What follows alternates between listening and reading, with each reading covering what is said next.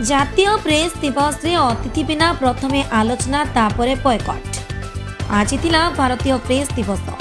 आउ कोरापुट जिला प्रशासन स्थानीय सद्भावना गृह जातीय प्रेस दिवस पालन पई निर्दिष्ट समय दिन 11टा रखिथिले। निर्दिष्ट समय विभिन्न गणमाध्यम प्रतिनिधि कार्यक्रम स्थल उपस्थित हेले मुख्य अतिथि आउ सम्मानित अतिथि देखा मिल नथिला।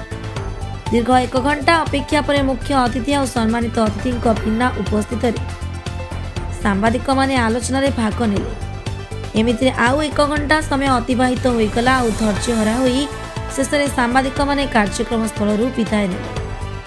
अवश्य पर जिलापाल कार्यक्रम स्थल में पहुंची किछि हाथ गणती सांबादिक गहन यह दिवस को पालन कले सत हेले सेतेबेले प्रायतः 100 भाग सांबादिक माने चली जाइथिले। आलोचना करबा पई जो हमकु स्वाधीनता प्रदान करिसंती तेनु याठार बळे आउ स्वाधीनता किछि हेइ न पारे। तेनु हम जीवन सारा कृतज्ञता ज्ञापन करबा एवं कृतज्ञता ज्ञापन करबा हमें सत्य प्रधान के पाखरे जे से हमकु अलाउ करिसंती ए भितरे बसी हमें आलोचना करबा।